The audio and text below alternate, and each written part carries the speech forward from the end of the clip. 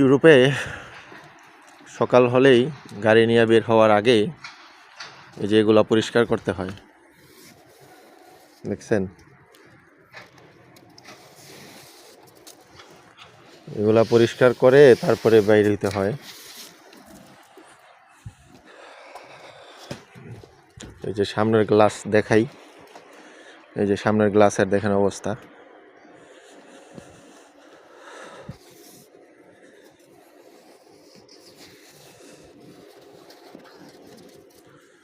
এগুলো আগে পরিষ্কার করে তারপরে বাহির হইতে হয়।